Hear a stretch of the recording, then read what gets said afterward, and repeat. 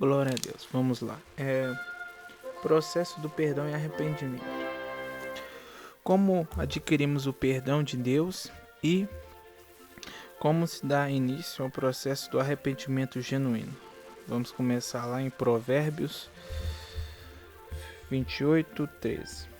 Aquele que encobre as suas transgressões não prosperará, mas aquele que as confessa e deixa alcança misericórdia. O primeiro ponto aqui que a gente vai entender. A primeira parte do versículo diz o quê? Que todos aqueles que encobrem as suas transgressões não podem alcançar o perdão de Deus e não vão prosperar em seus maus caminhos. Isso é assim. Mas aí é que se dá no segundo ponto que vamos falar do verdadeiro processo do arrependimento e do perdão, que diz: mas aquele que as confessa e deixa alcança misericórdia. Então tem 3 pontos o processo do perdão, né, que mostra o verdadeiro arrependimento, que estão juntos. Para ser perdoado tem que ter arrependimento verdadeiro. Se não tiver, não tem como ser perdoado, né? Aí tá aqui o primeiro ponto. Confessa. A gente primeiro tem que confessar a Deus os nossos pecados para poder ter o perdão. O segundo ponto aqui, dessa parte. Deixar. A gente tem que parar de pecar. Porque se a gente não para de pecar, a gente não está arrependido. Isso é só remorso. Isso aí não vai adiantar nada, né?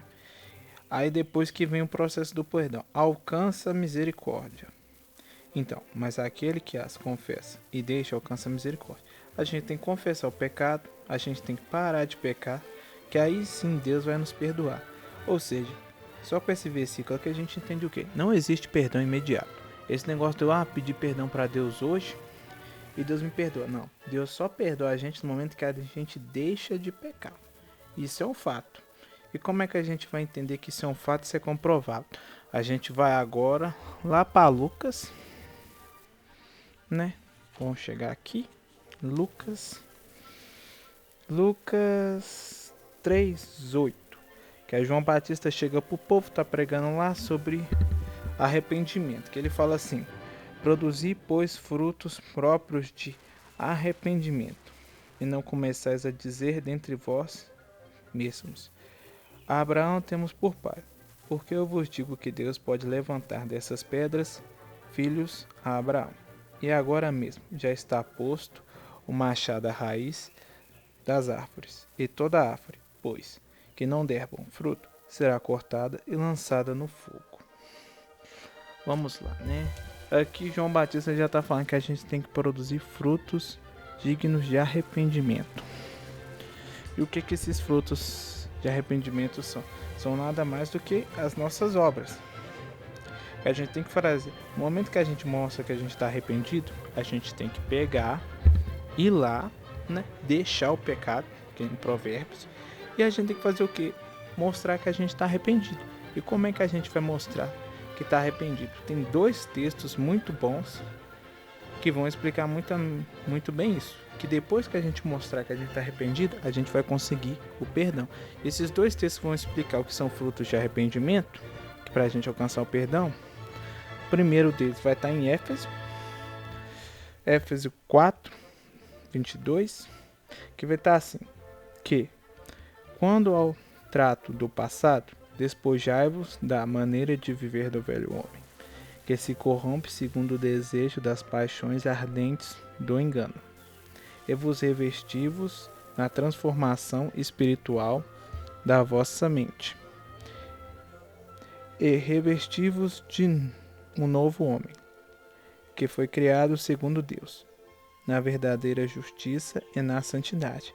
Portanto, abandonai a mentira, e cada um falai a verdade com o seu próximo, porque somos membros uns dos outros. Irai-vos, mas não pequeis, e não se ponha o sol sobre a vossa ira. Não deis lugar ao diabo. Aquele que furta, já não furte mais. Antes trabalhe honradamente, fazendo coisas com as suas próprias mãos, o que é bom, para que tenha o que repartir com aquele que tiver necessidade. Não saia de vossos lábios nenhuma palavra inconveniente, senão aquela que seja útil para promover a edificação e para que, transmita graça aos ouvintes. Aqui de novo, é que nem eu já tinha falado. Paulo está falando o que é fruto de arrependimento. A gente tem que ter uma mudança. Para o perdão de Deus vir sobre a minha vida, eu tenho que confessar. Eu confessei, primeiro ponto, reconheci que eu sou pecador. O primeiro passo já foi dado. Eu reconheci meu erro, sei que eu sou miserável, necessito de perdão. Segundo passo, eu tenho que deixar, parei de pecar. Beleza, parei de pecar, mas é aquele negócio. Eu não posso só parar de pecar. Eu tenho que começar a fazer agora a ação, que são os meus frutos de arrependimento, que é uma ação, é uma obra. Eu tenho que o quê? Fazer o oposto do que eu fazia. Se eu fazia o mal, eu tenho que fazer o bem.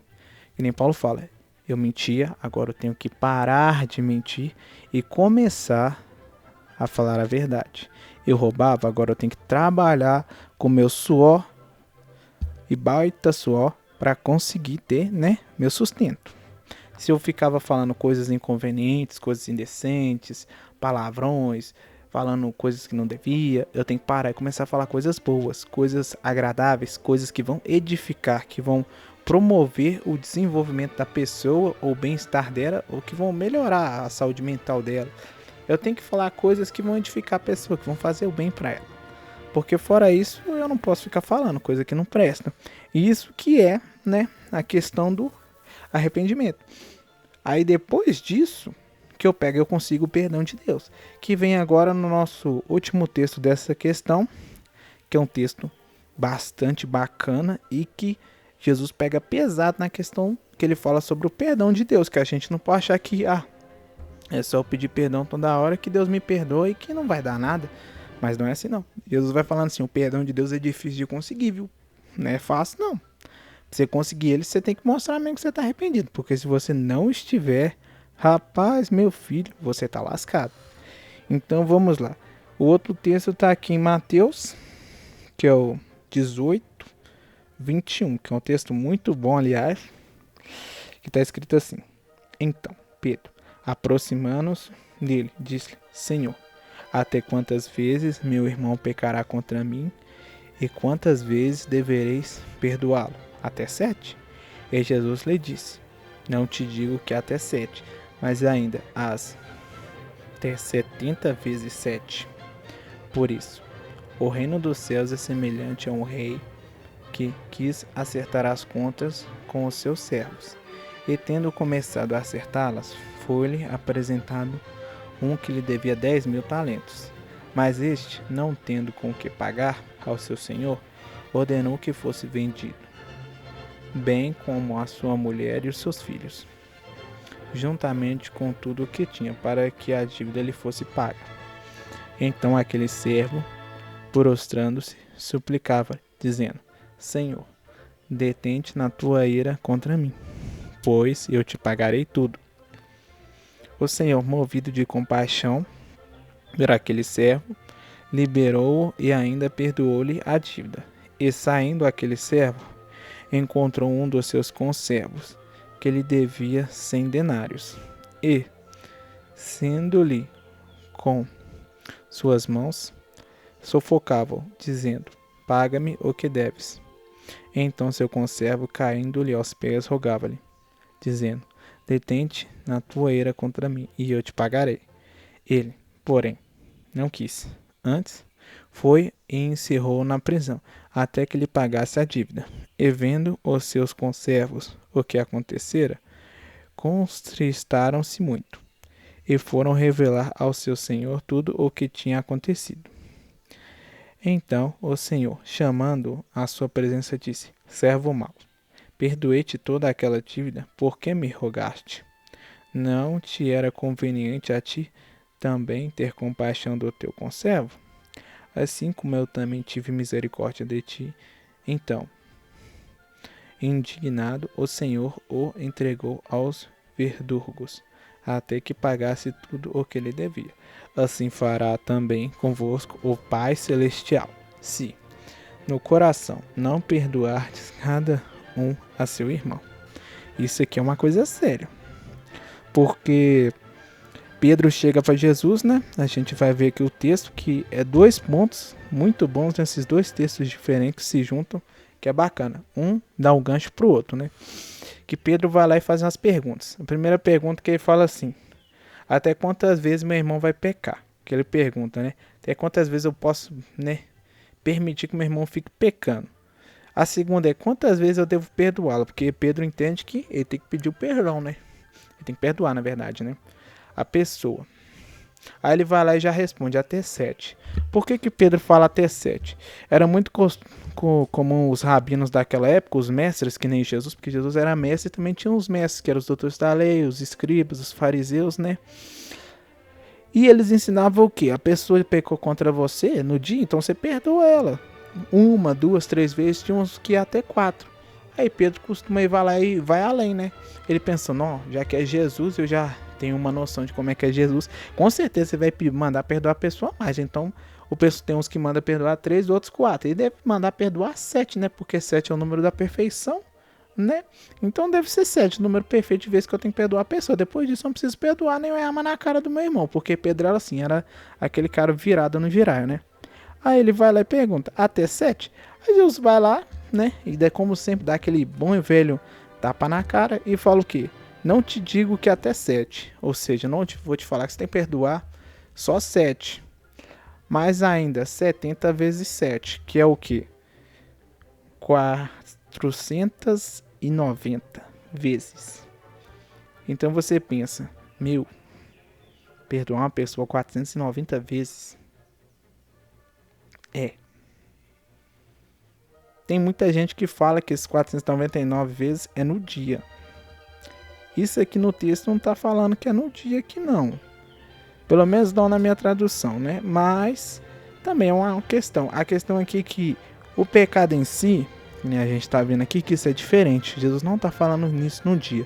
Porque, que nem a gente leu no texto depois desse, que vai vir, não existe arrependimento sem mudança. Então, Jesus já está falando, se você está arrependido, você tem que mudar. Se você não muda, não é arrependimento, é o remorso. O que é o remorso? É quando você se arrepende de ter feito uma coisa no momento, mas depois continua. É a mesma coisa, você pegar e lá, você rouba uma caneta, por exemplo. Aí você fica assim, não devia ter roubado, mas depois você continua. Aquilo só foi remorso, tipo assim, é meio que um arrependimento momentâneo. Você pensa assim, não, isso é errado, coisa e tal, a sua consciência pesa, mas depois você não tá nem aí, porque é safado.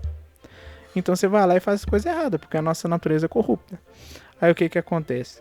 Jesus já vai lá e fala, 70 vezes 7, 490.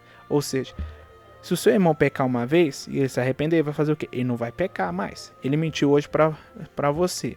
Ele pecou contra você. Se ele se arrepender, ele não vai mentir mais. Beleza, mas depois o que acontece? Meu irmão vai lá e me espanca sem motivo. Ele se ira contra mim. E nem a gente leu no texto lá, irai-vos, mas não pequeis. É quando a gente se deixa tomar pela ira. O meu irmão, que antes mentia pra mim, agora se irritou comigo, talvez por alguma coisa. Vai ver se você tocou na ferida dele, alguma coisa. O erro foi seu ou o erro não foi seu e ele se irritou por algum motivo besta, que vai que, né, ele é bipolar. Ele vai lá e peca contra você, ele te agride. Jesus falou o quê? Perdoa ele de novo, porque ele já parou de mentir. Então ele tá arrependido, aí vai lá e te agride. Não. Mas ele vai lá e se arrepende, não te agride mais. Então você tem que fazer o quê? Perdoar ele de novo, porque ele mudou e não cometeu o mesmo pecado. Agora, se ele tivesse mentido pra você e depois mentido de novo, depois mentido uma terceira vez, que já foram 2, aí o que acontece? Mentiu a terceira, você já entende o quê? Errar uma vez, beleza. Errar uma segunda, já tá tomando desconto. Errar a terceira, já é safadeza. Porque a primeira é inevitável, todo mundo erra. A segunda você já não tá vigiando, já tenta tá no descuido. Agora a terceira já tá na safadeza, não tá arrependido mesmo, é porque é sem vergonha. Então, Jesus está falando, a pessoa pecar contra você, se ela pecou, se arrependeu, mudou, perdoa. Agora, se ela cometer outro pecado contra você, perdoa, desde que ela realmente esteja arrependida, porque o perdão, a gente não é obrigado a perdoar, e nem Deus perdoa assim. A gente só pode perdoar uma pessoa se de fato ela fez o quê? Ela se arrependeu, que é o que Deus exige. Tanto que a gente vai ler o texto, quando o rei vai cobrar a dívida, o cara devia 10.000 talentos.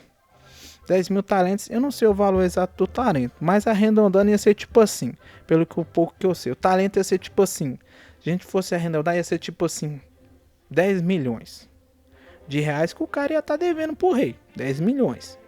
Aí vai lá E o rei pega ele e fala assim: eu vou pegar, vou vender sua mulher, vai virar escravo, seus filhos, tudo, vou vender seus bens, você vai me pagar a dívida, você vai ficar preso, vai ter que você me pagar, que você me deve. Aí o cara vai lá, se humilha lá, pá. Só que ele tá o quê? Com remorso, não tá arrependido, ele tá com medo de se lascar. Aí tá arrependido, ele vai lá e chega, pede o quê? Perdão pro rei e fala assim: não faz isso com a minha família não, nem com minhas coisas, eu vou pegar, eu vou trabalhar, eu vou te dar, só me dá um tempo. Aí o rei vai lá e fica assim, fica com dó do cara, falou assim: não, vou te perdoar. Sua dívida tá paga, eu vou esquentar isso aí, não tem que me pagar nada não.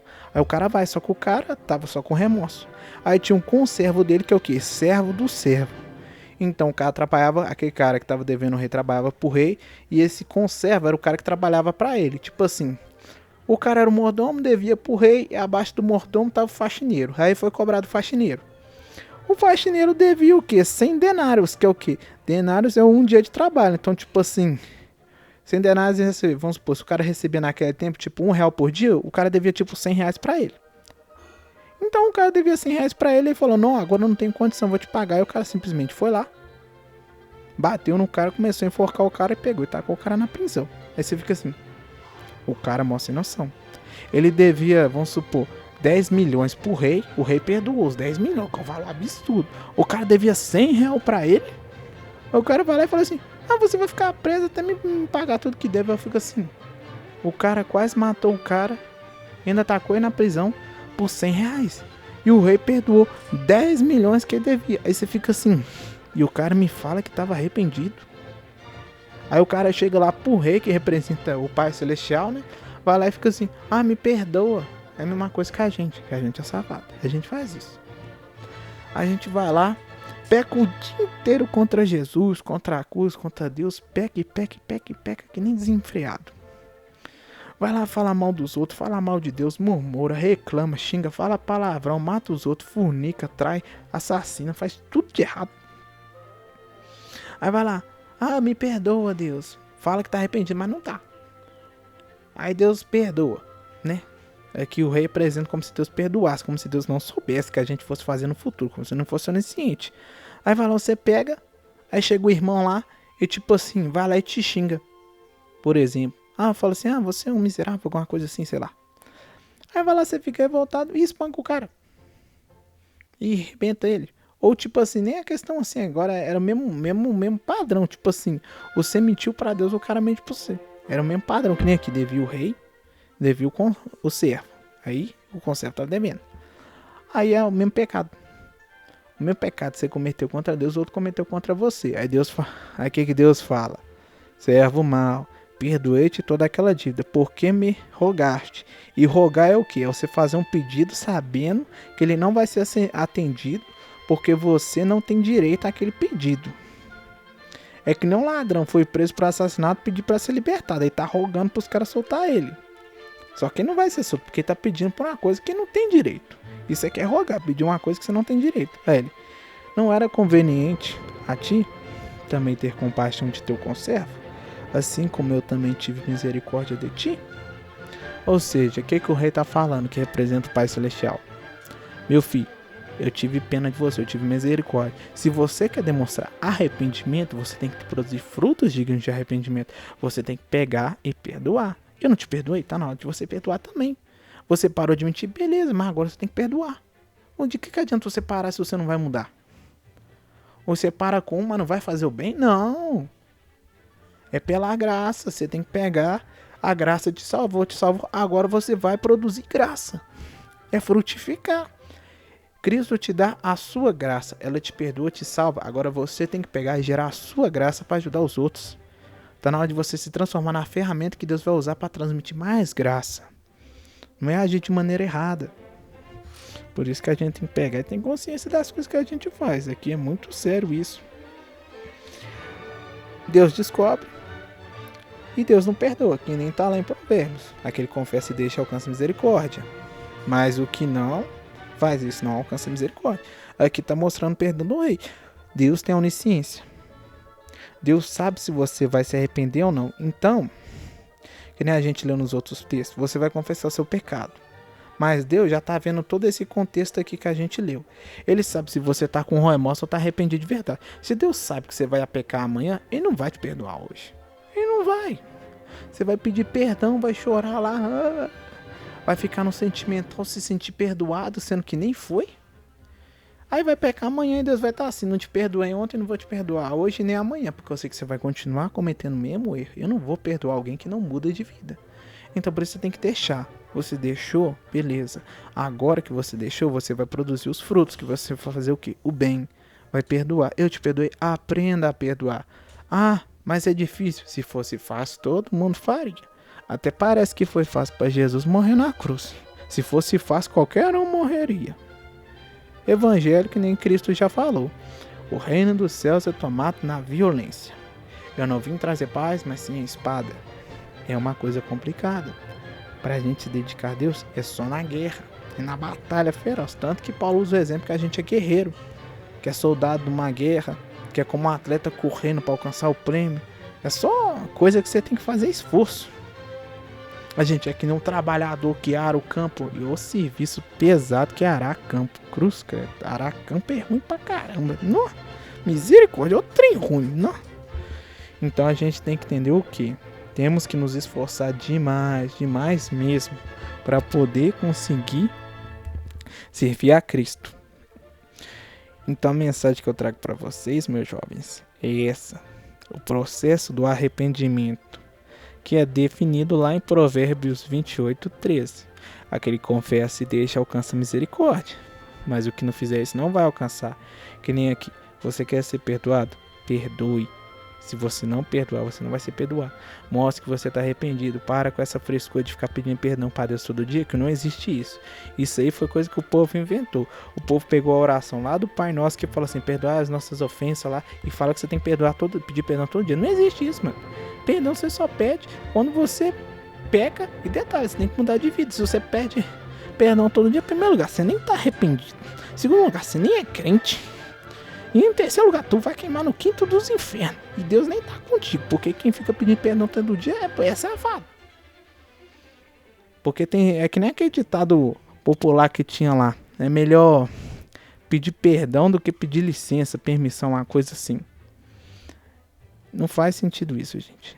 A gente não pode viver de qualquer jeito. E perder uma coisa séria que é difícil de conseguir.